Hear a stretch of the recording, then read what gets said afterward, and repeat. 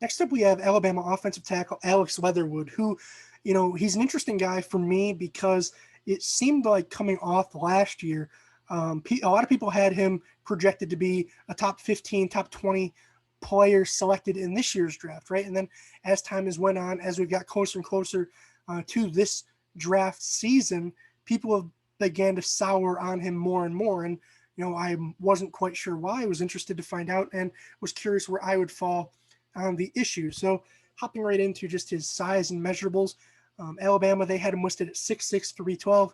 As pro day, he was 6'5", 312. So it is what it is. Obviously, you'd rather have that extra inch, but it's not going to make a huge difference at the end of the day. In terms of his arm length, I know a lot of people get caught up on that. 34 and 3/8 inches, which that's pretty good, especially compared to, say, Sewell, who was 33 and a quarter, and Slater, who was 33 flat. He does have the longest arms of the three to this point. Athletically, I was a little bit surprised at how fast he was. He ran a 5:01.40, which, I mean, that's fantastic at his size and what I thought his sort of athletic profile was. And then he ran a 1.78 10-yard split in that 40. So relative to other guys, that's a little bit slower of an initial burst and get off, whereas his long speed sort of made up for it and got him such a great number. So I think that is actually pretty apparent on film as we hop into the numbers. I think that the first step quickness wasn't exactly there all the time, which sort of hurt him a little bit in those pass protection and run blocking grades. But I do think overall he's generally a positive athlete, as you can see with that 4.5 out of 5 athleticism. In terms of just getting into some of the minutia here, as a pass blocker, very interesting, right? It seemed like 75% of the reps he was fantastic, right? I'm talking hard to pick out very many flaws, right? Had good leverage, great timing with his punch, utilizing his length to its fullest extent, smooth footwork, right? Very clean. I'm talking very clean now. And then the other 25% of the time, and that's probably too high. It probably wasn't that often, but there were quite a few reps where it just went in the complete opposite direction, and I had no idea what he was trying to do. Like, it looked like a complete different player night and day. And it was actually funny because that kind of reminds me of the discussion Mike and I had about Christian Barmore, obviously the Alabama defensive tackle, where, against the run, there's some plays where, hey, he does a great job getting his hands inside, creating separation, shedding, making a play. And the other plays, he's getting blown off the screen, right? He's very inconsistent. And I think that Leatherwood sort of is in that same mold just on the offensive side of the ball, which it's interesting because, hey, if he can channel and, get with the offensive line coach and a scheme that plays to his strengths and channels that 75-80% of great reps, he could really be a good value here depending on where you take him, versus if he goes into the wrong scheme, potentially has some questionable coaching. I think that we could see more so of that other bad 20, 15%, whatever it may be, those reps where you're just scratching your head, right? And that'll be really what defines him as a prospect overall, because there's reps where, like I said, he looks great, other reps where he looks terrible. And I think that, some of those reps, it's when guys are making an inside move on him.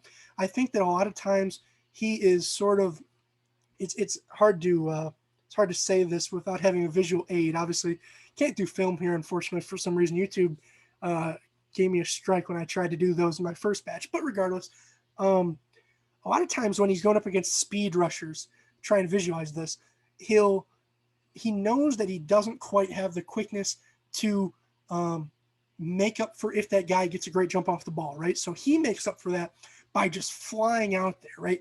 Kick sliding as quickly as possible. His weight is sort of shifting outside. And as a result, if that edge rusher does go to the outside, he wins, right? Leatherwood wins, and it's all fine rep. But on those plays where that guy has some sort of counter back inside, whether it's a spin, whether it's just a swim back inside, a rip, anything, Leatherwood kind of looks a little bit silly out there. And that's why the balance grade was a little bit low, because I think that sometimes he gets his weight outside of his frame because he's trying to make up for that potential foot quickness, right? I think he's trying to make up for the athletic gap between him and some of these other edge rushers. That's why I think the balance grade is so low, as well as on some of those reps, like I said, half the time, 75% of the time, he has great hands. I think that similarly, there's another portion of those reps where he has pretty bad hands, right? I think there's times where he utilizes those 34 or 30, 34 and 3/8 inch arms great. And then some other plays where it's like, why are you waiting until he's right in front of you to punch, right? And those are the reps where he's losing. And those are the reps that are frustrating because, like I said, if we could just lean into the majority of good reps, then we'd be talking about him in the top 15, top 20, no question. Otherwise, in terms of his power and strength, and I didn't really touch on his run blocking, so I'll kind of go back there as well. If you just ask him to straight drive block somebody or down block somebody, particularly a 3-tech, like I can't see his mouth, but I know that when there's a play that requires him to down block on a 3 technique, I just know that he is salivating, right? Because you can see it. You can see it in his get off. You can see it in his leverage, and you can see it in the downfield push that he is getting. This man is an absolute mauler in that regard. When it comes to the other blocks, the more mobile blocks in terms of, say, a reach block, right, where it's more so based on your angle that you're able to get with your footwork than so with your hands and your upper body strength, as well as, say, when he's pulling, when he's climbing to the second level. I just think he looks a lot less comfortable there. So, yeah, if you're just going to put him in a straight inside zone blocking scheme, maybe that 12 becomes a 14 for run blocking.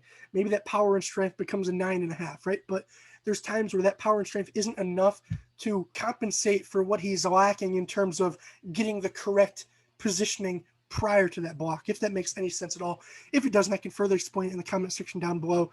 Just let me know what confuses you, right? In terms of physicality and finishing, I think he does a pretty good job on most plays, especially those downhill blocking plays. Otherwise, sometimes lets up a little bit early. Sometimes it's kind of hilarious. Not that it's funny to watch him quit on plays, but there was one pass blocking rep where he beat his guy, threw him on the ground, and then it was like he was doing the mannequin challenge out there. Did not move a muscle. His guy ends up getting up and chasing down. I don't even know what I was watching, but I just wish he played a little bit harder in that regard. But I think he's solid, right? IQ and awareness, like I said, sometimes he opens that inside door a little bit too much, and then he is a little bit too slow to react to it, right? And how I know he's too slow to react is if you see that and anticipate that, what you're going to move first when somebody's starting in C gap and working to B gap, how you're going to cover that guy up is with your feet, right? And for somebody like Sewell or Slater, who's better at accounting for those reps than Leatherwood is, you see it, right? They're kick sliding out, they're power stepping down, covering it up with ease. Whereas Leatherwood, as soon as somebody starts to break inside for him, he's more so lunging with his body and trying to block him with his head, chest, and arms. And at that point, you're already beat, right? I just wish that he had a little bit better anticipation of when somebody's going to be a speed rusher versus somebody who's going to bend it back up inside, if that makes any sense. And I already touched on the size and length as well as athleticism. So overall, a 74.5 raw grade. Put that in with the position premium, and that brings him out to a 78.04, kind of right in the middle of that second round discussion for me. I think that he's going to be another one of those prospects, like I said, ironically, right around Barmore's grade, where, hey, if you can lean into the good reps, you're going to get a great value. If more of the bad reps begin to manifest now against better competition, I think that we could be having a troubling situation on our hands in that regard, right? I think that is the way that Leatherwood busts, per se. If those sort of bad reps begin to snowball and we start seeing them instead of occasionally, we start seeing them on a more frequent basis, right? If people begin to take advantage of him being susceptible to that speed rush, and then off that, they start to realize that he's flying out there, his weight's off balance, now we're going to counter back inside, right? It's a chess match, and if he's constantly a move behind, that's where I think we could see him struggle at the next level. But I think he's still solid, right? I don't think he's necessarily some bad player, a third, fourth round guy. I still think I would take a chance on him in the second round, assuming you need a tackle. Is he to the caliber of Slater and Sewell? No, I'll flat say that. I would be shocked if he turns out better than them. The only way I see that happening is if he gets put in the perfect situation. And like I said, those various concerns are levied, but there's certainly bigger concerns than all of those that I had with Slater and Sewell. That's why I do think there is a pretty significant gap in their grades. So with that being said, I hope you guys enjoyed the video. Obviously a little bit shorter one here. I know I went longer on Sewell and Slater, so I'm going to kind of cut it back here. I don't think there's as much to talk about quite with Leatherwood personally, but if you do have any questions about him, toss them down below. If you have any feedback, if you think he should be graded higher, graded lower, let me know why down below. Always open to any criticism, comments, feedback, anything, right? Just drop it down below. And other than that, make sure you subscribe, make sure you leave a like, do all those good things, turn on that notification bell. Hopefully you guys are enjoying these uploads. We should have quite a few more offensive linemen over these next few days. So with that being said, I'm mic'd up. Now I'm micing out. Peace, guys.